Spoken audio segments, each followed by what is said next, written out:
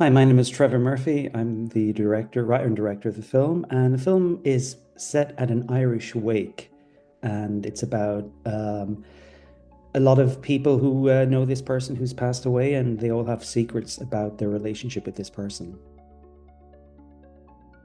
I came about well, as I said, I was an older boy. I grew up in a typical Irish Catholic village. Another thing was I remember the first time I attended a wake for my one of my grandparents, and it totally freaked me out. I was just like, oh, I didn't want to even go near my grandmother, and then many years later, someone said, well, you should make films about things you're afraid of, things that kind of you're uncomfortable with. That's what you should write stories about to explore why you're uncomfortable. So I think that was why I decided to make this short film and write this because it's something that it's inevitable. It's going to happen to all of us, and the just I think that's what we should, yeah, just explore that, not to find a resolution, but just to kind of think, well, this is what happens, and am I going to be there one day lying like that? It was one day shoot because I got all the actors together, and it was probably, I think there was 7 takes, and I think we went with take five. I had to rehearse for 2 to 3 hours with all the actors with the blocking coming in and out. And also, there was kids there. So with the kids as well, actors had to kind of go with the kids. So it just took one day to shoot, but it took a lot of prep. And then after the reshoot, I did a lot of ADR voiceover as well, just to get voices coming in that we don't see, but we hear people. So yeah, one day, a lot of prep. Yeah, so a lot of people do ask me, how does the actress stay that still? How she's so good at being still, and I'm surprised people say they compliment her for that. And I'm telling her they all think you're amazing. Like she was great being absolutely still, but there was no way. Like you could see the pulse moving, and you could see her eyes twitch a little bit. So we needed VFX in that. But I find it interesting how people thought she was actually that still for those 15 minutes. And also when we had the kids in, you can't direct kids. You just have to let them. So the moms were there with the kids, and so the little kid just ran around the coffin, and I just asked the actors to improvise with her and see what happens. And it was good because I was able to ADR her voice in later as well. But yeah, there was once where she banged against the coffin and everything moved.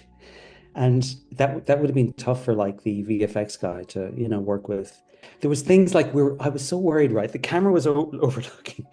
Now I had a great camera team and all that, but I thought, what if the camera actually fell? Just all this stuff goes through your head when you're directing. You're thinking worst case scenario, or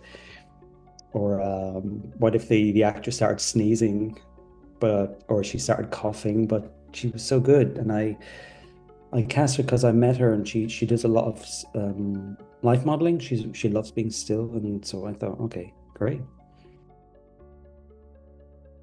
I'm also an actor, and I think it's great to let actors improvise, no matter how much you write. And I think when you let the actors improvise with the words and just to ad lib a little bit, it just brings something more to it. And I'll always let actors do that when my next film I'm directing. I would say, here's the script, read it. If you don't like any of the lines, you don't have to say them. But obviously, stay in the kind of your motivation of what you have to do in the scene. Don't change the story. But that's one thing I learned is like how natural it seems when actors just come up with the lines themselves.